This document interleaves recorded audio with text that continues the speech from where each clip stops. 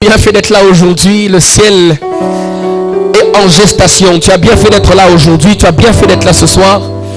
Le Seigneur sera en train de te bénir, de te visiter. Alléluia. Tu peux te déplacer, ce n'est pas un péché d'aller vers quelqu'un. Nous sommes en famille. Tu peux te déplacer et même faire un compliment à quelqu'un, c'est pas mauvais. Merci Père pour ta présence. Merci Jésus pour ta présence. Alléluia. Alléluia. Amen. Athalie, je t'ai pas vu saluer quelqu'un. Tu l'as fait? Tu t'es même levé? Ok. Jonathan, je t'ai pas vu saluer. Tu l'as fait? Ça va. Amen, amen. Amen. Alléluia. Y a-t-il quelqu'un qui sent la présence de Dieu comme moi ce soir? Vous savez, je sais pas comment on va finir ce culte. Je sais qu'on va le finir. Mais le Seigneur, par sa grâce, m'a rassuré d'une chose. Aujourd'hui, Dieu va répandre de son onction sur nous. Dieu va augmenter le niveau de l'huile. Amen. Dieu va augmenter le niveau de l'huile. Alors que la jauge était en train d'aller vers la fin, je vois une jauge qui est en train de remonter comme la jauge du véhicule qui désigne le carburant. La jauge est en train de remonter jusqu'à ce qu'elle arrivera à full. Parce que le temps arrive, frères et sœurs, que nous puissions briller. Parce qu'il est dit par notre grand frère que nous sommes la lumière du monde. Amen. Avant de commencer, je bénis le Seigneur pour la grâce qu'il m'accorde. Mais aussi j'ai été surpris de voir un homme de Dieu dans la salle. C'est une très grande joie pour moi de le voir. Amen. Alléluia. Je suis vraiment dans la joie de le voir. Et je suis très béni de sa présence ce soir. Est-ce qu'on peut acclamer le Seigneur pour l'homme de Dieu Jean-Luc? Alors qu'il se lève, on acclame le Seigneur. Merci pour votre présence. Que Dieu vous bénisse abondamment. Amen. Hein? Alléluia. Je te demande de prendre ton... Waouh. Merci Saint-Esprit pour ta présence. Vous allez me permettre de ne pas rentrer en arrière. Amen. Parce que je prie que nous ayons le temps de prier. Amen. Hein? Je voudrais que mon protocole soit prêt, parce que dès qu'on va commencer à prier, que je serai debout, si tu peux m'aider à enlever la table, s'il te plaît. Non, pas maintenant, lorsqu'on sera en train de... Parce que le Seigneur m'a fait la grâce de voir quand je préparais ce temps, j'ai pas vu la table devant moi. Amen. Au fait, j'étais en train, par la grâce de Dieu, de voir de l'huile en train de couler de ces lieux. Amen. Je sais pas comment, mais j'avais l'impression qu'il y avait un réservoir ici qui est en train de faire couler de l'huile. Amen. Hein? Et Dieu m'a rassuré par sa grâce qu'il sera en train de oindre beaucoup de gens. Amen. C'est comme ça que je te demande de te préparer à ça. De te préparer à ça parce qu'il y a une nouvelle dose de l'onction de Dieu qui va se répandre sur toi. Nous venons puiser dans ta présence une nouvelle dose.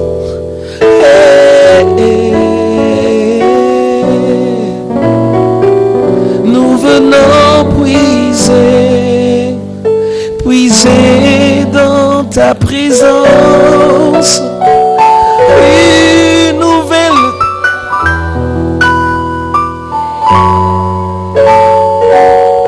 Nous venons puiser ce soir une nouvelle dose. Je suis fatigué de cette dimension. Nous venons puiser ce soir une nouvelle dose de toi. Alléluia.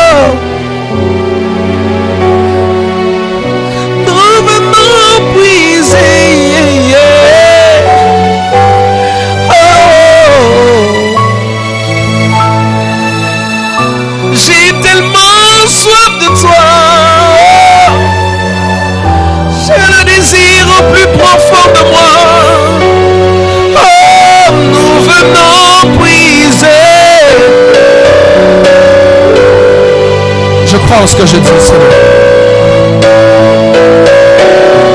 Le deuxième semestre de l'année m'attend avec une nouvelle dose de toi. Les nations m'attendent avec un nouveau revêtement. C'est comme ça que ce soir, nous venons puiser.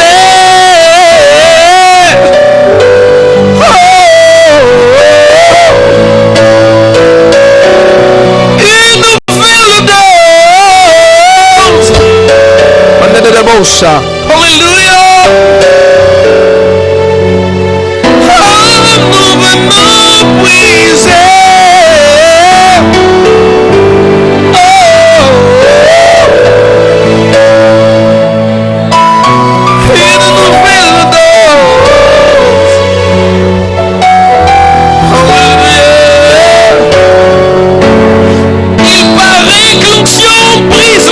Je viens puiser. Oh, yes. Que ta présence s'installe de plus en plus. Que ta présence s'intensifie de plus en plus ce soir. Alléluia. I need your presence, Lord. Marabo Shantamaya. Merci Saint-Esprit pour ta présence aujourd'hui. Je suis convaincu qu'il y a des maladies qui vont quitter des corps. Je suis sûr au plus profond de moi qu'il y a des kystes qui vont disparaître. Apparemment, tu ne crois pas en ce qui se passe. Je suis sûr qu'il y a de ces choses dans ta vie spirituelle qui seront réajustées. Alléluia. Je suis convaincu au fond de moi qu'il y aura un nouveau revêtement sur la vie de plusieurs personnes qui vont annoncer la parole de Dieu même dans des rues avec des signes et des miracles de la part de Dieu. Pas pour remplir cette église, pas pour qu'il y ait des gens à l'extérieur, mais pour que le royaume avance. Est-ce qu'il y a quelqu'un qui croit en ces choses? Je suis en train d'annoncer sous l'onction de Dieu qu'il y a de ces personnes en ces lieux qui salueront des gens et qui seront en train de transmettre une nouvelle onction de Dieu par une salutation. Alléluia. C'est comme ça, frères et sœurs, je prie que Dieu affecte même ton voisin, affecte tout celui qui est autour de toi parce que tu l'as salué. Quelqu'un me dit amen. Écoutez, la Bible déclare qu'il fallait que Jean-Baptiste soit oint de Saint-Esprit dès le sein de sa mère, n'est-ce pas? Et il a été oint de Saint-Esprit pas parce qu'on lui a imposé les mains. Il n'a pas été oint du Saint-Esprit parce qu'on a prophétisé sur lui. Il a été oint du Saint-Esprit lorsque la salutation de Marie a frappé les oreilles de sa mère Élisabeth. Donc c'est possible que par une salutation, oh my God, c'est possible que Dieu passe par le fait que tu salues quelqu'un pour affecter la vie de quelqu'un. Écoute, tous les moyens sont bons pour que le royaume avance et que l'évangile se propage. Il arrive un moment où j'ouvre ma Bible et je te parle, mais il arrive aussi un temps où je te salue et tu es affecté.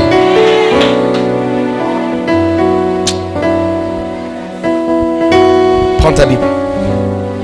Aïe, aïe, aïe, aïe, aïe. Je prie que les aigles voient et je prie que les aigles ouvrent les yeux. Comme le dit Joël souvent, l'aigle n'est pas un perroquet. Amen. Aïe, aïe, aïe, aïe, aïe. Je sens la présence de Dieu et je crois qu'au plus profond de moi, il y a même une relation de quelqu'un avec son Dieu qui sera shifté, qui va shifter, qui va changer de forme. Alléluia.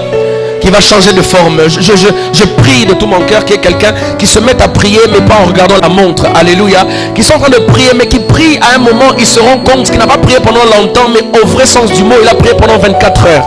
Parce que la présence de Dieu a amoindri l'impact du temps dans sa vie. Alléluia. Il était en contact avec le Dieu éternel que même le temps n'a plus d'impact sur lui-même. Je prie qu'il se lève ce genre de personne. Et ce soir, Dieu va le faire.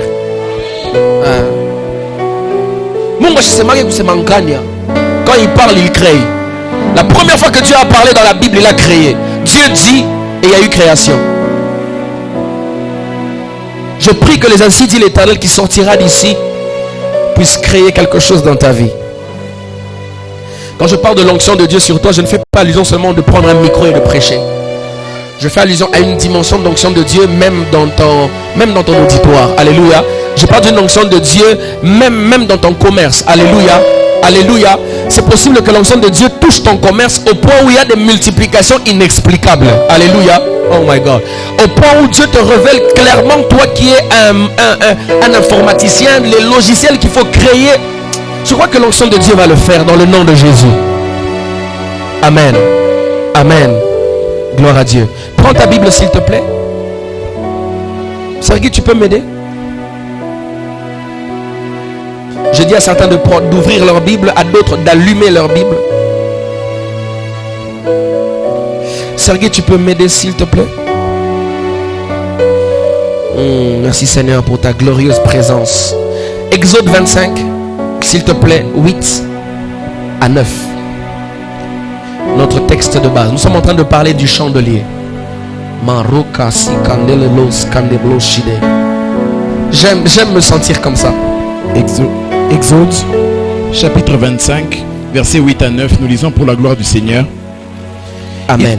Ils me feront un sanctuaire et j'habiterai au milieu d'eux. Ils me feront un sanctuaire et j'habiterai au milieu d'eux. Vous ferez le tabernacle, ok, et tous les ustensiles d'après le modèle que je vous. Vous ferez le tabernacle et tous les ustensiles d'après le modèle que je te montrerai. Que je te montrerai.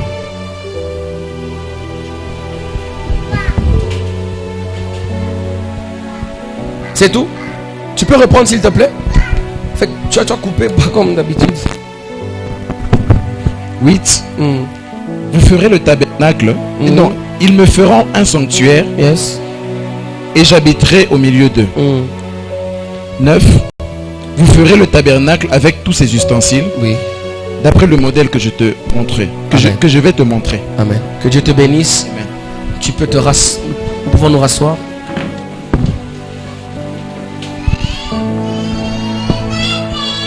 Alléluia. Amen. Ne soyez pas scandalisés que Yannick soit aussi saisi par l'onction. Amen. Hein? Le chandelier. Dis avec moi le chandelier. Depuis les mercredis, les premiers mercredis du mois, nous sommes en train de parler du chandelier. Nous sommes en train de parler du chandelier parce que nous sommes convaincus que la Bible dit que Jésus dit, vous êtes la lumière du monde. Amen. Hein? Et dans le tabernacle, comme nous l'avons expliqué, le chandelier était la seule source de lumière. Alléluia. Et nous avons eu le temps de parler du chandelier en long et en large. Malheureusement, je pense que pour ce mois, on n'aura pas trop de temps pour répondre aux questions. Mais nous pouvons garder les questions pour le mois prochain. Parce que déjà le mercredi prochain, nous commençons avec notre convention sur la soif de Dieu. Et donc, nous allons garder ça pour le mois prochain. Nous allons poser des questions et nous allons répondre aux questions. Alléluia.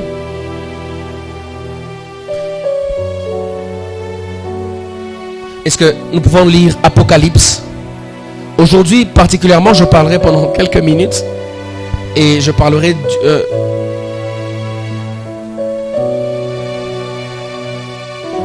du rôle du chrétien, ou le rôle que le chrétien joue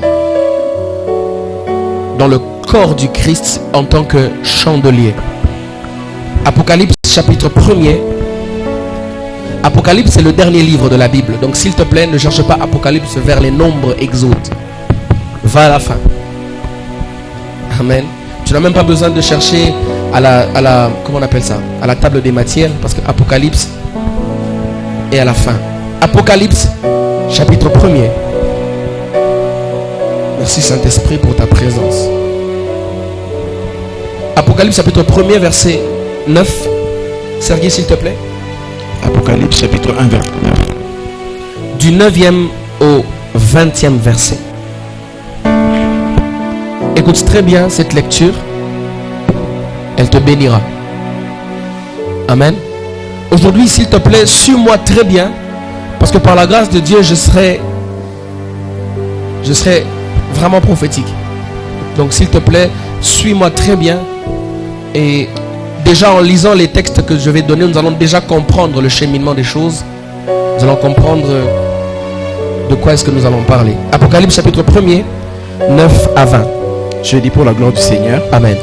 Moi, Jean, votre frère, et qui est part avec vous à la tribulation et au royaume, et la persévérance en Jésus. J'étais dans l'île appelée Patmos. À cause de la parole de Dieu et du témoignage de Jésus. Yes. Je fus ravi en esprit au jour du Seigneur. Avant d'avancer, il dit j'étais dans l'île appelée Patmos à cause de la parole et du témoignage de Jésus. Tu me permets d'ouvrir une parenthèse? Il est possible que la parole et le témoignage de Jésus t'emmènent à l'île de Patmos. Alléluia. Je vais le dire autrement. Il est possible que la parole et le témoignage de Jésus t'emmènent à un endroit non fréquenté. T'emmènent à un endroit non productif. La main de Dieu sur toi n'est pas seulement une main qui t'emmènera dans des verts pâturages, mais la main de Dieu peut aussi t'emmener dans des milieux arides. La main de Dieu ne t'emmènera pas seulement dans des verts pâturages. La main de Dieu aussi peut t'emmener dans une vallée des ossements très secs. Car la Bible déclare: la main de l'Éternel était sur moi et l'Éternel me fit déposer dans une vallée pleine de ossements. Je parle à un chrétien pour te dire que être chrétien n'est pas égal à ne pas avoir de problème. Donc la main de Dieu peut être sur toi, mais tu vas à l'île de Patmos. Mais j'aime ce que Jean dit. Il dit: à cause de la parole et du témoignage de Jésus. Alléluia. Pourquoi est-ce qu'il est en train de parler de ces deux catégories de choses? C'est parce qu'il faut aussi savoir joindre à la parole le témoignage de Jésus. Au témoignage de Jésus, la parole. Ce sont des choses qui marchent de pair. La parole, c'est celle que nous sommes en train de lire. C'est celle qui fait de nous ce que nous sommes. C'est ce que nous sommes en train d'annoncer, l'évangile. Le témoignage de Jésus, c'est quelque chose qui accompagne la parole. Alléluia. Quelqu'un peut-il me dire c'est quoi la couleur rouge? C'est quoi la couleur rouge?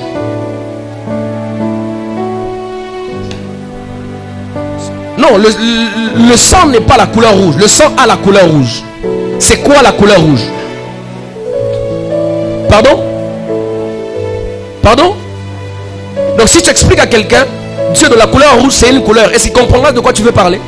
C'est quoi la couleur rouge? Alléluia. Tu vois comment est-ce que tu n'arrives pas à expliquer ça? Tu n'arrives pas à expliquer la couleur rouge parce que tu ne peux pas l'expliquer sans la démontrer. Pour que tu dises quelle est la couleur rouge, il faut te dire: regarde, c'est ça la couleur rouge. C'est une manière de te dire que tu ne peux pas expliquer la parole de Dieu sans la démontrer. En d'autres termes, la parole de Dieu doit être accompagnée des signes, des prodiges et des miracles pour démontrer de quoi tu parles.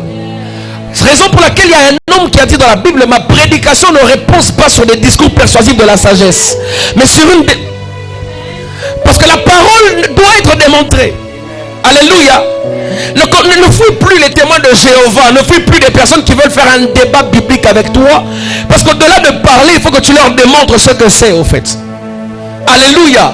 Je prie que quelqu'un vienne te toquer à ta porte, te dire: bonjour, je suis venu te parler de ce que le ciel nous réserve. Est-ce que le ciel c'est en haut ou sur la terre? J'ai dit: alors que tu parles, j'entends Grégoire, c'est qui? C'est moi. Je suis venu. Oui, alors que tu dis c'est moi, j'entends Kalombo, c'est qui? C'est moi. Tu es en train de démontrer là. Oh my God. Alors que tu es en train de parler, tu dis: alors que tu es venu me dire le ciel c'est où? À la terre ou au ciel? Tu as une maladie au niveau de ton bas ventre, au niveau droit. Alors que je parle, le Saint-Esprit te saisit à la porte. Tombe et puis il est guéri. Amen. Quand il se relèvera, je ne pense pas qu'il va commencer encore à te poser des questions. Parce que tu l'auras démontré, c'est que lui il est venu débattre. À cause de la parole et du témoignage de Jésus, je prie ce soir que le Seigneur te donne la capacité d'annoncer la parole, mais aussi de démontrer la parole. Je prie et je lève ma main droite au devant du trône de Dieu, et je prie de tout mon cœur que le Seigneur ouvre le ciel et nous donne la capacité, pas seulement de prêcher la parole, mais de la démontrer aussi. Tu peux continuer. Je fus ravi en esprit. Au jour du Seigneur. Et j'entendis derrière moi une voix forte, comme le son d'une trompette, qui disait: ce que tu vois, écris-le dans un livre et envoie-le aux 7 églises. Envoie-le aux 7 églises. À Éphèse, à Smyrne, à Pergame, à Thyatire, à Sardes, à Philadelphie et à Laodicée. Je me retournais pour connaître quelle était la voix qui me parlait. Et après m'être retourné, je vis 7 chandeliers d'or. Et au milieu de ces 7 chandeliers, quelqu'un qui ressemblait à un fils de l'homme, vêtu d'une longue robe, ayant une ceinture d'or sur la poitrine. Je prie que cet homme m'apparaisse au nom de Jésus. Continue. Sa tête et ses cheveux étaient blancs comme la laine. Comme la laine blanche, comme de la neige. Ses yeux étaient comme une flamme de feu. Ses pieds étaient semblables à des lérins ardents, comme s'il eût été embrasé dans une fournaise. Et sa voix était comme le bruit des grandes eaux. Il avait dans sa main droite 7 étoiles. Dans sa bouche sortait une épée aiguë à 2 tranchants. Et son visage était comme le soleil lorsqu'il brille dans sa force. Quand je le vis, je tombais à ses pieds. Comme mort. Yes. Il posa sur moi sa main droite en disant, ne crains point. Ne crains point. Je suis le premier et le dernier. Je suis le premier et le dernier. Et le vivant. Et le vivant. J'étais mort. Et voici je suis vivant au siècle des siècles. Et je suis vivant au siècle des siècles. Je tiens les clés de la mort et du séjour des morts. Écris donc les choses que tu as vues et celles qui sont et celles qui doivent arriver après elles. Le mystère des 7 étoiles que tu as vues dans ma main droite, des 7 chandeliers d'or. Et les 7 étoiles sont les anges des 7 églises. Les 7 étoiles sont les anges des 7 églises. Et les 7 chandeliers sont les 7 églises. Et les 7 chandeliers sont les 7 églises. Alléluia. Les 7 étoiles sont les anges des 7 églises. Et les 7 chandeliers sont les 7 églises. Alléluia. Jésus apparaît à Jean et il lui dit que la vision que tu as vue des 7 chandeliers d'or et des 7 étoiles dans ma main a une signification. Et la signification, c'est que les 7 étoiles sont les 7 anges des 7 églises. Alléluia. Et les 7 églises, les 7 chandeliers plutôt sont les 7 églises. Amen. Alléluia. J'aurai par la grâce de Dieu le temps au cours duquel nous allons vraiment nous appesantir sur certaines révélations par rapport à l'Apocalypse. Dieu nous faisant grâce. Mais ce soir, je voudrais parler essentiellement de quelque chose d'important. Lorsque Jean voit les chandeliers, l'homme qui lui apparaît lui dit que les 7 chandeliers sont les 7 églises. Amen. Alléluia. Et si vous remarquez avec moi, quand on parle de église, quand on parle de église dans ce texte, on ne l'écrit pas avec un E minuscule. On l'écrit avec un E majuscule. Cela me fait dire et me fait croire que ça ne dépendait pas d'abord d'une église locale. Alléluia. Le Seigneur était en train de parler de l'église corps de Christ. Mais laisse-moi te dire une chose. C'est que dans le gouvernement de Dieu, il y a des autorités spirituelles. Alléluia. Et le diable a copié ces choses. Dans le gouvernement du diable, il y a des autorités spirituelles. Je vais vous donner un exemple. Chez le diable, par exemple, il y a des démons, où il y a un démon qui contrôle le continent africain. Alléluia. Et il a sous ses ordres des autres esprits, des autres démons, mais qui sont eux aussi contrôlés par un démon qui gère. Chaque pays a un démon qui le gère. Alléluia. Alors je viens au Congo. Il y a un démon, il y a un esprit, il y a une domination territoriale qui contrôle qui est à la charge, je ne dirais pas qui contrôle, qui est à la charge du pays. Mais aussi lui, il donne des ordres à des démons ou à des esprits en dessous de lui. Mais il y a en dessous de lui des esprits ou des démons dans le Congo qui contrôlent les provinces. Et celui qui contrôle notre province a en dessous de lui celui qui contrôle les quartiers. Celui qui contrôle les quartiers a en dessous de lui celui qui contrôle les avenues. Celui qui contrôle les avenues a en dessous de lui celui qui contrôle les parcelles. Celui qui contrôle les parcelles a en dessous de lui celui qui contrôle les individus. Alléluia. Amen. C'est comme ça que se disposent les choses. Et ces choses viennent de Dieu. C'est pour ça que vous allez voir que même avec les anges, dans l'angéologie, tous les anges n'ont pas la même catégorie. Il y a des anges, il y a des archanges, n'est-ce pas? Et Dieu arrive à une certaine dimension où il fait de certains hommes, ses serviteurs, des autorités territoriales. Amen. Au point où vous pouvez peut-être vous tous être chrétiens, mais lui il a une charge précise. Quand il prie, il a la capacité d'affecter les nations. d'affecter un quartier, d'affecter une nation, d'affecter une ville. Alléluia. Est-ce qu'on se comprend? Alors, quand la Bible est en train de parler de ces choses, les anges qui doivent être en train de contrôler les 7 étoiles sont des anges ou des serviteurs de Dieu qui ont la responsabilité de contrôler les différentes églises dont il a été cité ici. Il y a eu un ange pour Éphèse, pour Smyrne, pour Pergame, pour Thyatire, Sardes et tout le reste. Et nous savons que prophétiquement, nous sommes au temps de la 7e église, l'église de Laodicée. Alléluia. Je ne vais pas entrer en profondeur. Nous sommes au temps de l'église de Laodicée. Et nous sommes au temps de la 7e église. Alors, comme toute église représente le chandelier, c'est que toute église est appelée à éclairer.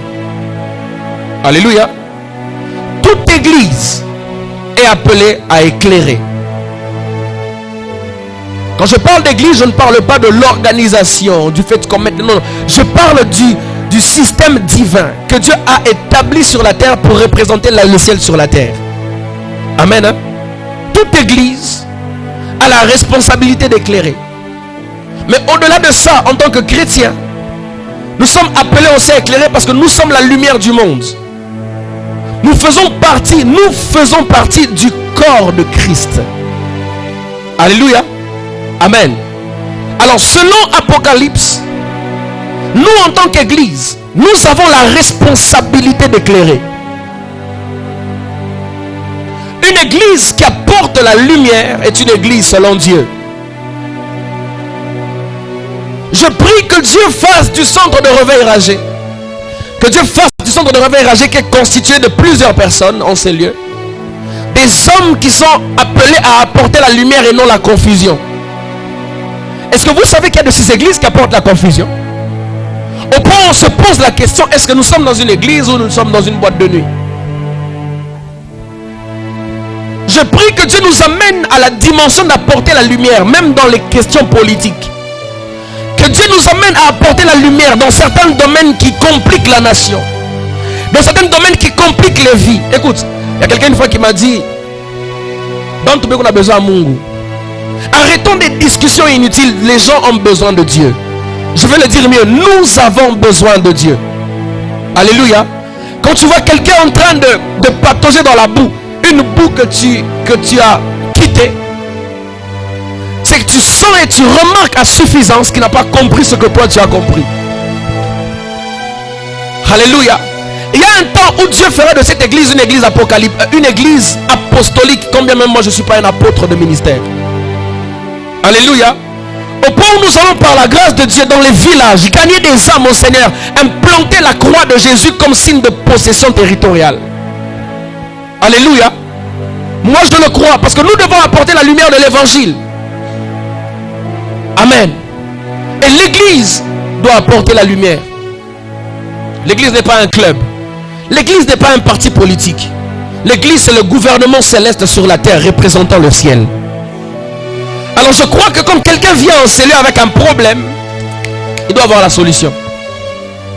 Alléluia. Parce qu'il est impossible à quelqu'un de venir au milieu de nous et de ne pas recevoir la solution que Dieu donne. Quand je parle de solution, je ne fais pas allusion seulement aux choses éphémères, les choses que le monde recherche, mais je fais d'abord allusion et surtout à ces choses que le monde ne peut pas donner, c'est-à-dire la vie éternelle venue par Christ. Alléluia. Je refuse ce temps où quelqu'un vient en cellule qui vit dans le péché, après un moment puissant dans la présence de Dieu, qui se sent toujours capable de pécher. L'évangile qui change n'est pas caricaturé par un message évangélique. L'évangile qui change est d'abord soutenu par un message de puissance et annoncé au travers du Saint-Esprit. C'est-à-dire que tu peux même parler de la... Tu peux même parler des 5 pains et 2 poissons que Jésus a multipliés. Quelqu'un donne sa vie à Christ. Parce que ça ne dépend pas seulement de dire à quelqu'un donne ta vie à Jésus. Alléluia. C'est possible seulement de parler de la prière et que quelqu'un donne sa vie à Christ. Je prie de tout mon cœur que Dieu attire des gens en ces lieux. Au-delà de ça, que Dieu nous emmène là où ils sont pour faire avancer le royaume. Parce que nous devons apporter la lumière. Je ne parle pas de manifester les miracles de Dieu pour avoir beaucoup de likes sur Facebook. Je ne parle pas d'avoir une capacité d'annoncer les événements futurs ou une forte grâce de parole de connaissance pour qu'on t'applaudisse et qu'on te dise avance prophète. Mais je parle des charismes et des dons parce que le cœur de Dieu m'amène à démontrer Dieu. Alléluia. Toutes les fois où la compassion de Dieu s'est manifestée, la main de Dieu a agi. Nous sommes à un temps, frère, où nous devons, au-delà de ça. Vous savez, j'étais dans un programme de prière il y a très longtemps. En étant prière, alors le berger du ministère a prié, les gens tombaient sous l'onction. Alors il dit à son caméraman, Zoba image oyo, tombe à Facebook. En fait, il a envie que quand les gens tombent, qu'on prenne les images. Et la motivation, c'est pour que les gens sentent qu'il a le feu. Écoute, moi je n'ai pas le feu, moi je suis le feu. Au point où je n'ai pas besoin de faire un geste quelconque pour transmettre le feu, parce que partout où je passe, tu seras affecté du feu que je suis. Alléluia. Je prie que Dieu lève une génération des hommes et des femmes qui ont le cœur de Dieu. Quand il voit quelqu'un, quand il voit un paralytique, et que Dieu le met à cœur de prier pour lui, quand il prie pour lui, qui ne cherche pas son téléphone Android pour prendre des photos. S'il ne fait que la motivation soit effectivement pour avancer l'évangile. Alléluia. Nous sommes appelés église. Nous sommes appelés à éclairer. Nous sommes le chandelier. Alors que j'étais en train de préparer ce temps, j'ai vu effectivement des chandeliers mais qui ne s'allumaient plus. Et l'une des choses pour lesquelles je suis convaincu ce soir, c'est que Dieu ne va pas seulement remplir l'huile pour celui qui est déjà allumé, mais Dieu va allumer les lampes qui étaient éteintes. Alléluia. Je prie que le caractère de Christ commence encore à rebattre dans ton cœur afin que tu manifestes Dieu dans sa totalité. Je ne parle pas seulement de manifester Dieu par rapport au charisme, par rapport au miracle, mais manifester Dieu même par rapport au caractère. Au point où tu n'as pas besoin de dire que tu es chrétien, mais quand on te voit, on sent, on sait, on connaît que tu es un chrétien. Même que de par ta manière de marcher, qu'on sente que cet homme est comme Christ. Nous sommes appelés à éclairer. Dis à ton voisin, nous sommes appelés à éclairer. Si le chandelier n'éclaire pas, frère, c'est que quel est son travail? Je suis arrivé au point où je me disais à des moments d'ora que le temps arrive où il y a de ces personnes que Dieu, par sa grâce, doit retirer du monde parce qu'ils encombrent le monde pour rien. Tu es venu et tu fais quoi? À quelle dimension tu manifestes Dieu aujourd'hui? À quelle dimension quand on te regarde, on sent qu'on doit chercher ton Dieu? Quel est le domaine dans lequel on sent que tu es clair? Ou on dit que tu es chrétien juste parce que tu as dit que tu l'étais? Ou on dit seulement que tu es chrétien parce que tu es venu à l'église? Je prie que le Saint-Esprit nous emmène à la dimension où nous éclairons partout où nous sommes. Les ténèbres dans lesquelles nous sommes, frères, Paul dit la nuit est avancée, c'est-à-dire nous sommes au temps du soir. Et la nécessité d'avoir des chandeliers est tellement palpable parce que c'est maintenant qu'il faut que nous puissions voir le chemin sur lequel nous sommes. Alléluia. Et j'ai dit dernièrement que le tabernacle est le signe effectivement du corps, de l'âme et de l'esprit par rapport au parvis, au lieu saint et au lieu très saint. Mais le tabernacle est aussi l'image de l'Égypte, du désert et de la terre promise. Le tabernacle est aussi l'image de la vie de péché, de la vie chrétienne et de la nouvelle Jérusalem. Un peu comme pour nous dire que si le lieu saint est la vie chrétienne, c'est que nous ne sommes plus dans le péché, mais nous tendons vers la nouvelle Jérusalem qui est le Saint des Saints, l'intimité avec Dieu. Et si nous sommes dans le lieu saint et que nous sommes le chandelier, c'est que nous devons éclairer. Si nous sommes dans le chandelier, nous sommes dans le monde, c'est que nous devons produire de la lumière. Alléluia. Alléluia.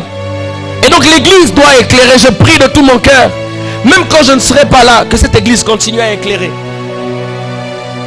Que l'éclairage de cette église ne dépende pas de moi et encore moins de la SNEL. Et ces personnes qui ont des relations avec Dieu qui dépendent de la coupure de la SNEL. Alléluia. Vous savez, pour la petite histoire, une fois mon épouse me demandait, je me pose toujours la question, si les gens qui coupent le courant à 2h du matin, ils ont la cabine dans la chambre. Il dit, hey, il veut éteindre la lumière dans ta chambre à partir de... Comment ils font? Comment les bandits, eux, ne les voient pas? Alléluia. Et donc tu as une relation avec Dieu qui bat de l'aile. Je prie de tout mon cœur, pas comme quelqu'un qui se sent au-dessus de toi, mais je prie de tout mon cœur que Dieu nous donne la capacité de pouvoir éclairer même dans les moments difficiles. Dans les ténèbres dans lesquelles nous sommes, que Dieu nous donne la capacité d'éclairer. Alléluia. L'église doit éclairer. L'église doit éclairer. L'église doit produire de la lumière. Et donc dans l'Apocalypse, nous sommes en train de voir comment est-ce que le chandelier n'est rien d'autre que l'église. L'église dans sa totalité, corps de Christ ou église locale, est appelée à éclairer, est appelée à transmettre de la lumière, est appelée à brûler tout celui qui voudrait l'éteindre. Alléluia. C'est comme ça que la Bible déclare que celui qui détruit le temple sera détruit. Alléluia. Donc si tu veux détruire le temple de Dieu que tu es, si on veut détruire le temple de Dieu que tu es, si on veut détruire le chandelier, éteindre la lumière que tu es, celui qui touche à la lumière que tu es sera brûlé, parce que ce n'est pas une ampoule, c'est du feu. Alléluia. L'église est appelée à éclairer. Est-ce que tu peux nous lire s'il te plaît Zacharie chapitre 4?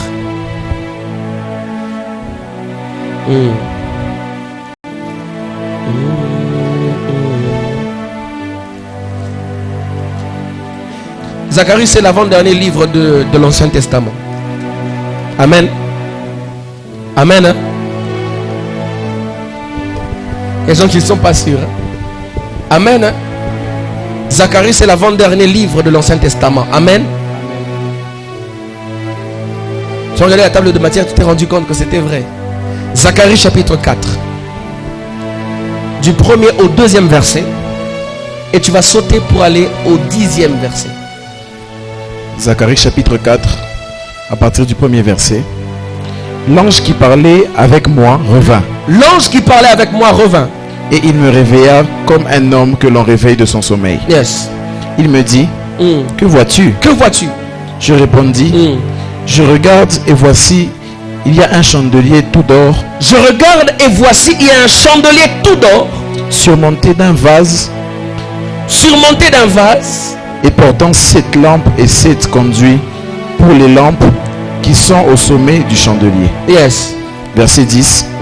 Car ceux qui méprisaient le jour des faibles commencements. Car ceux qui méprisaient le jour des faibles commencements se réjouiront en voyant le niveau de la main de Zorobabel. Yes. Ces sept sont les 7 yeux de l'Éternel qui parcourent toute la terre. Ces 7 sont les yeux de l'Éternel qui parcourent toute la terre. Quelqu'un peut-il me lire dans la version parole de vie, s'il vous plaît? Il y a quelqu'un qui a la version parole de vie? Ou je vais lire seul? Dans la version parole de vie.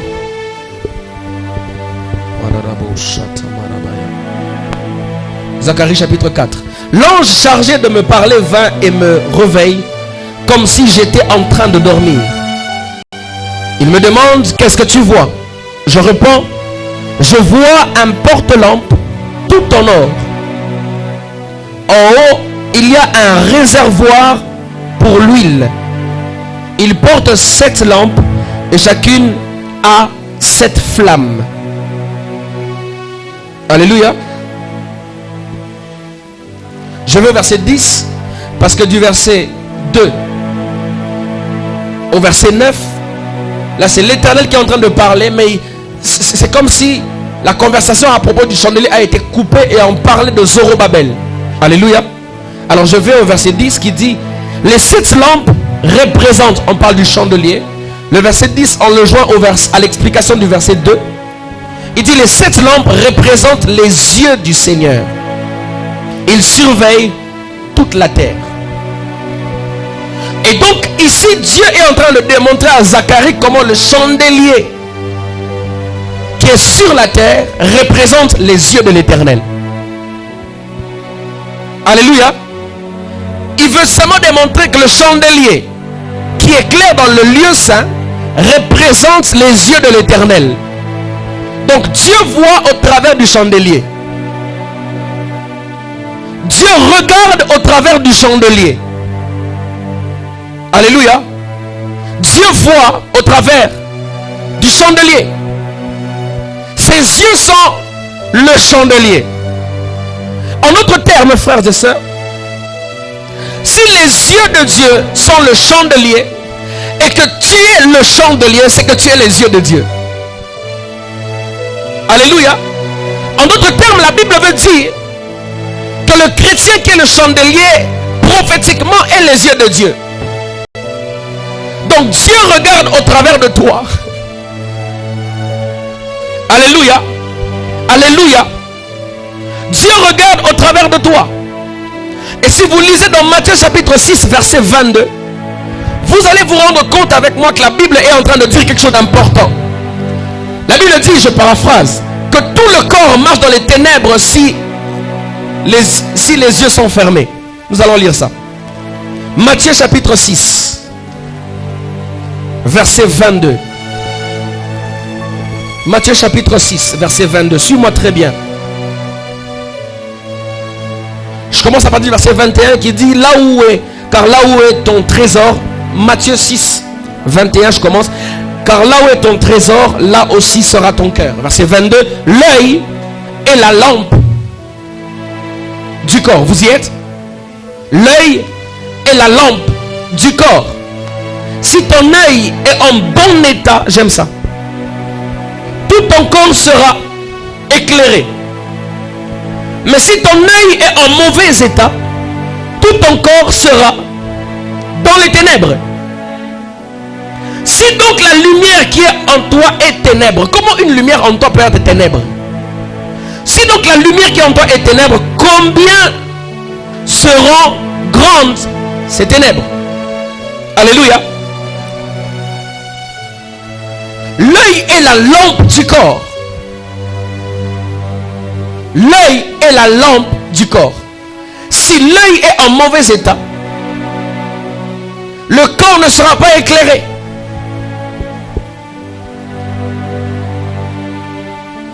L'œil communique au cerveau la capacité de comprendre que le pied doit se poser à tel endroit et non à tel autre endroit. N'est-ce pas qu'il t'arrive de te cogner contre une pierre quand tes yeux n'ont pas vu la pierre? Alléluia. N'est-ce pas qu'il est possible de ne pas enjamber un escalier lorsque tu ne vois pas que là il faut que tu montes? Est-ce que vous êtes déjà arrivé de descendre des escaliers et tu as déjà fini les escaliers, mais tu es en train de descendre, mais les escaliers sont déjà finis, tu as l'impression que quelque chose s'est passé? On dirait que tu voulais descendre mais tu n'es pas descendu. Et même psychologiquement ton corps a réagi parce que tu as été mal à l'aise. Tout ça parce que l'œil n'a pas donné l'information à ton cerveau, qui donne des injonctions à ton pied, que là tu ne peux plus monter, tu ne peux plus descendre, marche normalement. Parce que l'œil est la lampe du corps. Et nous sommes le corps de Christ. Mais les chandeliers et les yeux de Dieu. Alléluia. Je voudrais reconstituer les choses en disant ceci. Le chandelier est les yeux de Dieu que tu es sur le corps de Christ. Donc si tu n'es pas en bon état, le corps il t'a répondu tout là. Le corps va se cogner si tu ne vois pas. Raison pour laquelle à l'église de l'Odyssée, à la 7e église, il y a une prophétie particulière. Pour l'église du temps de la fin, c'est que vos fils et vos filles prophétiseront. Vos jeunes gens auront des visions et vos vieillards auront des songes. Toutes les trois catégories de la dimension prophétique est attachée à l'église du temps de la fin. Parce qu'en fait, l'église du temps de la fin, ce sont les yeux. Ne te pose pas de questions. Comment est-ce qu'aujourd'hui il y a beaucoup de prophètes? Il y a des prophètes, c'est le temps. Nous sommes les... C'est comme ça qu'à chaque fois que Dieu appelle un homme en ce soir de la grâce, vous allez remarquer qu'il peut avoir même un appel doctoral, mais avec une dimension prophétique. Parce que nous sommes les yeux. Et nous sommes appelés de voir. J'aime la parole de Dieu. J'aime ce que la Bible dit. Dans le livre de Zacharie chapitre 2 verset 8. Celui qui te touche, touche à la prunelle de mon œil. Alléluia. Raison pour laquelle il est écrit dans la Bible, ne faites pas du mal à mes prophètes. Celui qui te touche, touche à la prunelle. Pourquoi ne touche pas au genou de mon pied? Mais touche à la prunelle de l'œil. Et quand Dieu parle à Zacharie, il fait allusion à l'église. Il fait allusion à Israël. Mais il parle d'une prophétie donc que l'église est en train de bénéficier au travers de Jésus à la croix. J'ai l'impression que je dis beaucoup de choses à la fois. Alléluia. Dis avec moi, je suis l'œil. Et donc je suis appelé de voir. Le corps de Christ doit quitter les ténèbres au travers de l'expression de ta vie. Alléluia. C'est toi qui vas donner des informations à la tête. Ce que j'aime, c'est que l'œil n'est pas au genou, l'œil n'est pas au ventre, mais l'œil à la tête qui est Christ. Raison pour laquelle, frères et sœurs, nous sommes appelés, nous sommes une génération qui est plus proche de Christ que les générations passées. C'est comme ça que le soir, Dieu descendait dans le jardin pour rencontrer l'homme. C'était une figure prophétique pour dire qu'au temps de soir, Dieu sera visible. C'est comme ça que vous allez voir qu'il y a de ces personnes qui vivent des expériences inexplicables par les hommes. Parce que nous sommes au temps où nous devons faire plus que ce que Jésus a fait. Car Christ a dit, vous ne ferez pas seulement ce que je fais, mais vous ferez de plus grandes œuvres que moi. Alléluia. Raison pour laquelle si tu me dis aujourd'hui comment est-ce que ce miracle peut se faire, parce que ce n'est pas dans la Bible, je te dirais que Jésus a dit que je ferai plus que lui.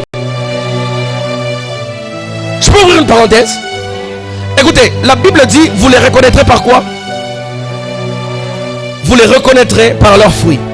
Une fois j'ai discuté avec mon épouse et je me suis rendu compte, le Saint-Esprit m'a ouvert l'esprit. Je me suis dit, Sergi, comment connaîtras-tu que l'homme que tu vois dans une vidéo est dans le vrai si tu ne le côtoies pas? Alléluia. Parce que pour savoir qu'il est dans le vrai, il faut voir ses œuvres. Or, pour voir des œuvres de quelqu'un, il faut le côtoyer. Mais comment tu sauras que cet homme que tu suis, qui dégage l'onction, est dans le vrai si tu ne le côtoies pas? C'est-à-dire que Jésus ne parlait pas seulement des œuvres par rapport aux actes. Alléluia.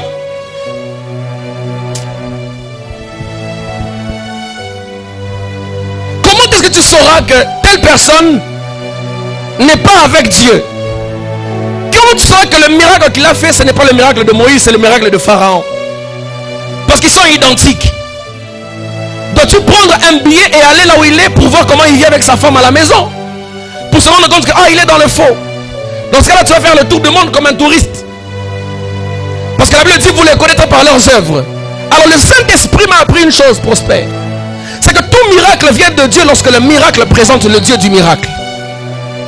Tout miracle ne vient pas de Dieu lorsque le miracle présente le faiseur, l'homme qui a fait le miracle. Alors tu peux à une certaine dimension comprendre si la personne est dans le vrai ou dans le faux, s'il attire les regards vers lui après avoir manifesté Dieu. Alléluia. Donc je te dis déjà que tu peux déjà reconnaître la personne qui est dans le faux si après avoir fait ce qu'il a fait, on l'a donné un surnom qu'il a aimé et qu'il a adopté. Ou bien si lui-même il est en train de dire ah bah chier, ah bah frère. Non, si il commence à arrêter, il veut limiter, arrêter les yeux des hommes vers lui. Commence petit à petit à le déclasser. Tu n'as pas besoin déjà de commencer de chercher ses œuvres. Tu sens déjà qu'il veut s'approprier la gloire de Dieu. Parce qu'il y a eu un homme au ciel qui voulait avoir la gloire de Dieu, il a été précipité. Et donc quand tu remarques que quelqu'un veut commencer à s'approprier la gloire de Dieu, raison pour laquelle je dis toujours à mes fils, alors que tu fais un service prophétique, quand tu fais un service de puissance, quand Dieu se manifeste puissamment, après ça, reconnais que tu n'es rien sans celui qui a fait ça au travers de toi. Et dis à Dieu, Seigneur, que toute la gloire te revienne à toi et à toi seul. Dis-le même à haute voix que ce que vous voyez n'est pas moi. Je connais des hommes dans la Bible qui ont fait des miracles. Et les barbares ont dit, des dieux sont descendus au milieu des hommes. Ces hommes-là n'ont pas dit, ah non, que Dieu vous bénisse. Ils ont déchiré les vêtements parce qu'ils ne veulent pas s'approprier la gloire de Dieu. Un vrai miracle qui vient de Dieu n'est pas comparé par rapport à la nature du miracle, mais par rapport à la gloire qui est dirigée vers celui qui a fait le miracle. Est-ce que je parle à quelqu'un ce soir? Je prie au nom de Jésus que même quand je réveillerai un mort et qu'on m'appellera celui qui réveille des morts, que je dis non, non pas à moi mais à mon Dieu donner gloire, que j'ai la capacité de déchirer mes vêtements parce que ça c'est pas moi. Alléluia. Même quand j'arriverai à une dimension, écoute, la Bible dit l'esprit des prophètes est soumis au prophète. Cela veut dire seulement que le prophète a la capacité de contrôler le ministère ou la grâce qu'il a, parce qu'il s'est soumis à lui. Alléluia. Mais même quand tu arriveras à un point où tu gères la grâce que tu as, reconnais que ce n'est pas toi, c'est Dieu. Et à chaque fois que tu fais quelque chose pour la gloire de Dieu et que tu rends la gloire à Dieu, Dieu continuera toujours à t'utiliser parce qu'il sait que tu es un homme fidèle, qu'il lui rend la gloire qui lui est due.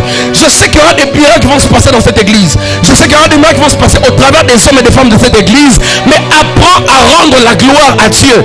C'est là qu'on reconnaît un vrai d'un faux. Alléluia.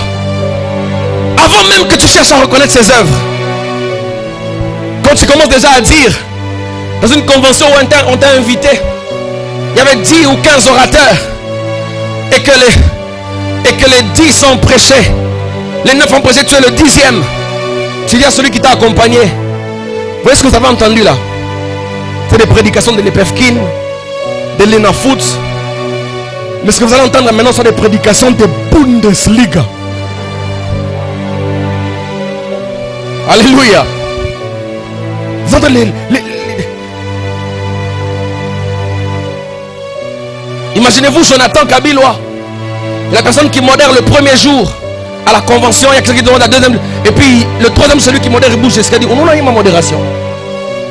Ce sont des modérations, des Manika, des Pefkin, des Linafoot. Maintenant vous allez ce sont les modérations de Meshakelia, les modérations de Boutou. Maintenant vous allez sentir les modérations de Lionel Messi. Là tu es en train d'attirer la gloire de Dieu vers toi. Et tu es toi-même en train de te disqualifier. Parce que le stylo ne va pas se réjouir du fait qu'il a bien dégagé de l'encre si la main qu'il utilisait l'a laissé. Alléluia. Il peut se dire, moi quand je dégage de l'encre, mon encre est un peu comme sucré, il est un peu comme salé. Comment tu sortiras cette encre là si celui qui t'utilise ne t'a pas utilisé?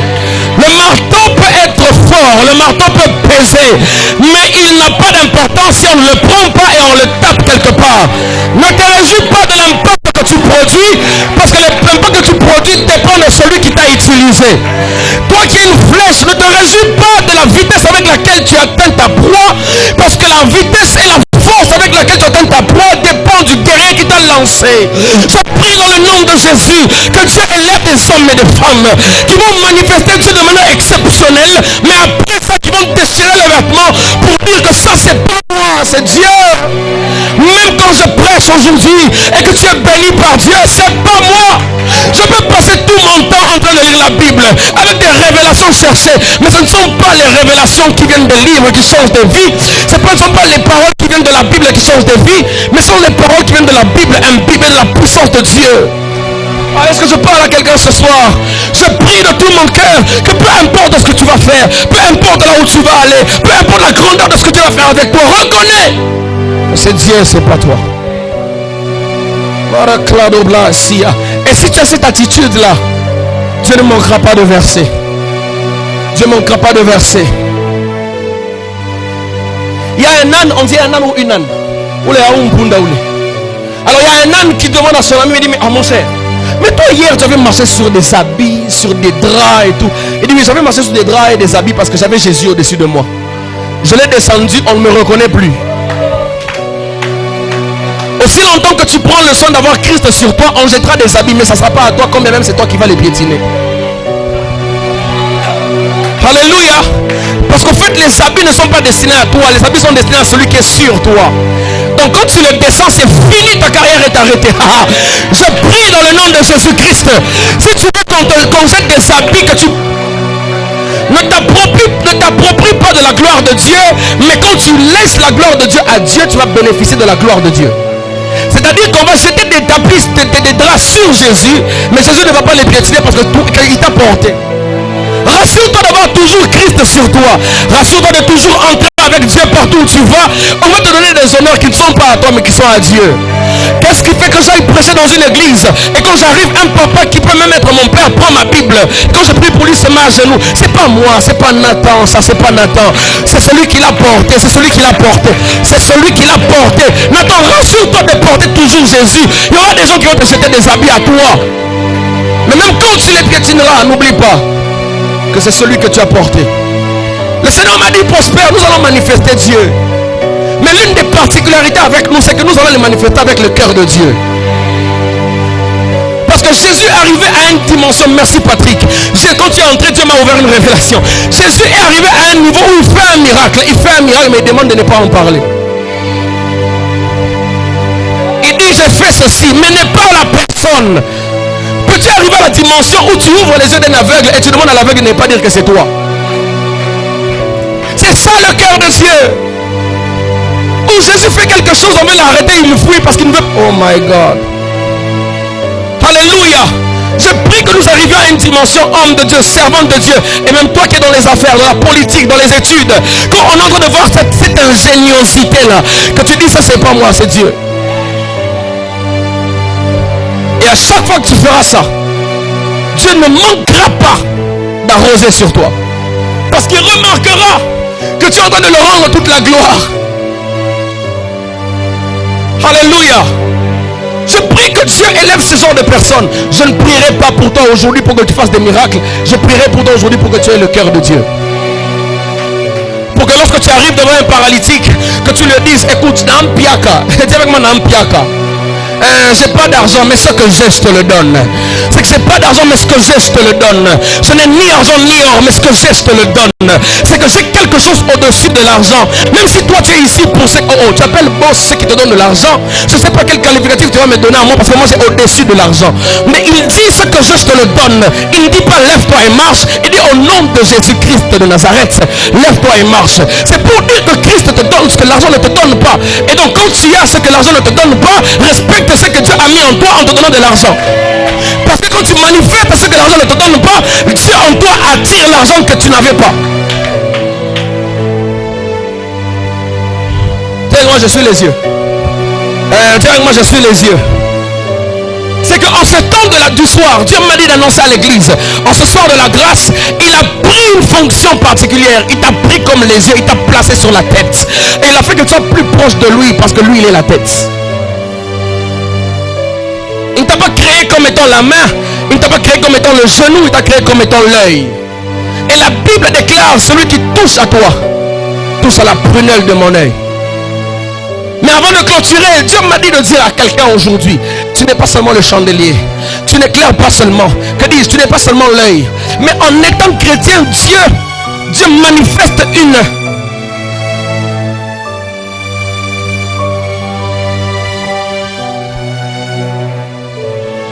Dieu crée un logiciel de protection pour toi. Alléluia. Parce que Dieu avait, tu sais lorsque, si tu prends ton doigt, ton propre doigt, et que tu l'approches de l'œil, l'œil se ferme instinctivement. Alléluia. Ton propre doigt qui s'approche de l'œil. On n'a pas besoin de dire à l'œil, non, tu as oublié c'est ton doigt. Non. Même ton propre doigt ne pourra pas entrer dans ton œil, parce que l'œil se ferme directement. Alléluia. Au-delà de ça, lorsqu'il y a de la sueur qui descend de ton front, l'œil est en train de soumettre cette sueur à un premier obstacle qui s'appelle le sourcil. Dis-moi le sourcil. Quand il veut t'atteindre, le sourcil l'arrête. Mais s'il est tellement grand, il est tellement puissant qu'il traverse les sourcils, il arrive au cil. Quand il arrive au cil, même s'il dépasse les cils et qu'il entre quand même dans l'œil, le doigt reçoit instruction d'enlever. Je vais maintenant t'expliquer quelque chose. Je vais t'expliquer quelque chose. Tu es d'accord avec moi que les 5 doigts sont les signes des 5 ministères? Le pouce représente le ministère apostolique. L'index représente le ministère prophétique. Le majeur représente le ministère évangélique. L'annulaire représente le ministère pastoral. Et l'auriculaire représente le ministère doctoral. Pourquoi le pouce est l'apôtre? Parce que le pouce est le seul doigt qui a la capacité de toucher tous les autres doigts. Et donc le pouce est le seul ministère qui peut naviguer dans toutes les autres onctions. Paul a été prophète, il a été docteur, il a été évangéliste et il a été apôtre. Alléluia. l'index te permet de montrer la direction. Alléluia. C'est comme ça qu'il est vu comme un ministère prophétique. Alléluia. Le majeur, il est vu comme ça évangélique parce qu'il est le plus long de tous les doigts. Et donc c'est l'évangéliste qui sort pour gagner les âmes.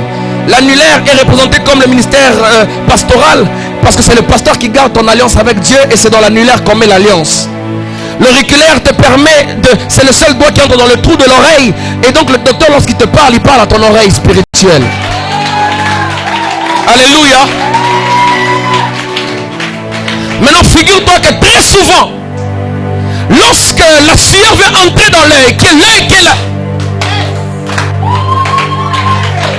lorsque la sueur veut entrer dans l'œil, très souvent on utilise le ministère prophétique. Raison pour laquelle je ne combattrai pas un autre prophète, parce que c'est lui qui va enlever la sueur de mon œil. Est-ce que je parle à quelqu'un aujourd'hui? Si l'index ne peut pas, au moins il y a l'un des doigts, l'un des ministères qui va me secourir. Je refuse ce genre de temps où je tombe et mon frère me dilapide. Le temps où nous sommes selon Dieu, lorsque la sueur entre et que j'ai mal, il y a un doigt qui essuie. Il y a un doigt qui enlève. Si le doigt ne peut pas enlever de lui-même, je fais recours à tous les 5 ministères pour prendre le mouchoir. Dieu m'a dit, le temps arrive où nous n'allons pas nous combattre les uns après les autres, mais nous allons nous soutenir. La Bible déclare, écoutez, vous savez, c'est les soldats, c'est les soldats, lorsqu'un corps est dans le champ de bataille tombé, tu ne peux pas permettre que ce corps reste dans le camp des ennemis. Je viens comme un homme de Dieu pour arrêter cette génération des hommes qui font tomber les autres hommes de Dieu. Je viens comme un homme de Dieu qui pense qu'ils ont un ministère de jugement, pour condamner, un ministère de condamnation. La Bible dit laissez le livret et le blé croître ensemble, parce qu'au temps de la moisson qui est le retour de Christ, je mettrai la différence. Qui es-tu pour commencer à juger quelqu'un sur qui a l'onction parce que tu n'en as pas reçu le mandat? Je connais un homme qui s'appelle David. Il voit un autre homme qui était rejeté par Dieu. Il dit, je ne le tuerai pas parce qu'il y a sur lui l'onction. Je prie que Dieu lève une génération des hommes et des femmes qui ne vont pas combattre ceux qui ont leurs frères. Non, mais qui vont au contraire les soutenir, qui vont au contraire prier pour eux, qui vont au contraire les emmener à servir Dieu, à se relever, pas à les condamner. Quelqu'un a dit, la vie chrétienne c'est la seule armée où les soldats se tirent entre eux. Je refuse de tirer mon frère parce que je pense, écoute, tu n'as pas un ministère de condamnation, parce que le trône même devant lequel on s'approche n'est pas un trône de jugement mais un trône de grâce. Il est dit approchez-vous du trône de la grâce. On n'a pas dit approchez-vous du trône du jugement. Est-ce que je peux prophétiser sur la vie de quelqu'un aujourd'hui?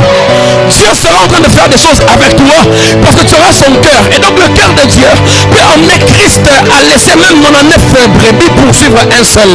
Selon la pensée de Dieu, nous ne sommes pas appelés à nous combattre mais à nous soutenir. Je prophétise au nom de Jésus. Mon malheur ne sera pas le bonheur de toi. Mon malheur ne sera pas ton bonheur. Au contraire, lorsqu'il y a une plaie à l'orteil, tout le corps est endommagé et même la tête commence à avoir mal. Dieu m'a dit d'annoncer à l'église sans que de réveil rasé.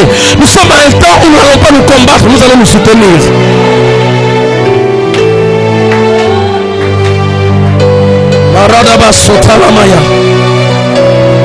Dis à ton frère, je ne vais pas te combattre, je vais te soutenir. Quand tu vois quelqu'un qui commence à combattre son frère, même ici à l'église, comprends seulement qu'il est sollicité par le diable. Prie pour lui. Alléluia. Nathan prêche bien, les gens sont bénis, je dis gloire à Dieu.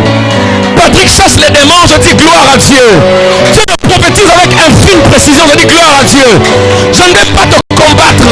Je n'ai jamais vu une main qui cherche à couper l'orteil, parce que je sens que cette génération se lève aujourd'hui. Raison pour laquelle la plupart des églises où le miracle n'est plus d'actualité, c'est une église où ils sont en train de se combattre entre eux. Une église où il y a le poison, où il y a de l'inimitié. C'est très souvent des églises où le miracle ne se manifeste plus parce qu'on a oublié la notion du corps. Il y a a une église aux États-Unis. Lorsque un membre mourait à l'église, tous allaient au cimetière. Ils entourent le tombeau. Ils prient. Ils disent, tu as dit Seigneur, si 2 ou 3 s'accordent en mon nom et demandent quelque chose à Dieu, la chose leur sera accordée. Nous ne voulons pas que notre frère meure et la personne se ressuscite. Alléluia. La Bible déclare, ils étaient tous ensemble dans un même lieu.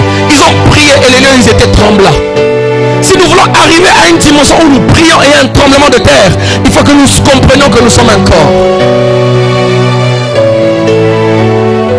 C'est comme ça qu'il y a de ces personnes qui ont la capacité d'être l'œil, comme le voyant. Il y a de ceux qui ont la capacité d'être l'index, comme le nabi. Je prie de tout mon cœur que le ciel soit ouvert sur nous aujourd'hui, afin que nous ne puissions pas être de ceux qui tuent les propres personnes que Dieu élève dans leur vie. Le Congo n'avance pas parce que nous tuons nos propres hommes de Dieu. Comment est-ce que quelqu'un qui est congolais, lorsqu'il va ailleurs, il émerge? Parce que nous ne savons pas nous-mêmes entretenir les dons que Dieu nous donne. Et le Seigneur m'a dit que cette génération, ça s'arrête aujourd'hui. Nous sommes à un temps, frère, où le chandelier c'est l'œil de Dieu. Et donc, quand tu regardes des films pornographiques, regarde ce que tu obliges au corps de Christ de voir. Quand tu convoites une sœur parce qu'elle est en train de passer mal habillée, regarde ce que tu obliges à Dieu de voir, parce que lui, il est des yeux. Non, tu es ses yeux. C'est comme ça qu'un homme comme Job pouvait dire, j'ai fait le serment de ne pas arrêter mon regard sur une vierge. Parce qu'il savait l'importance. Il est les yeux de Dieu. Le chandelier. Tu es en train de faire marcher le corps de Christ, qui est l'église, corps de Christ dans les ténèbres. Parce que toi, en tant que Dieu, tu t'arrêtes sur des choses qu'il ne faut pas que le corps voie. Mais je bénis Dieu que nous serons le centre de réveil. Ces choses vont s'arrêter. Dieu m'a demandé comme un prophète de déclarer que tu es les yeux de Dieu. Et personne ne t'atteindra, parce qu'il a dit, celui qui touche à la prunelle de mon œil. Celui qui te touche, touche à la prunelle de mon œil. Et le Seigneur m'a dit qu'une onction prophétique va se répandre de manière très puissante ce soir. Mais aussi le cœur de Dieu et la capacité de soutenir son frère. Je ne vais jamais juger mon frère si je le vois tomber. Parce que ce ne sera pas sa honte à lui seulement. Ce sera la honte du corps. Et donc je vais cacher sa nudité et prier pour lui. Le Seigneur, fais-lui grâce.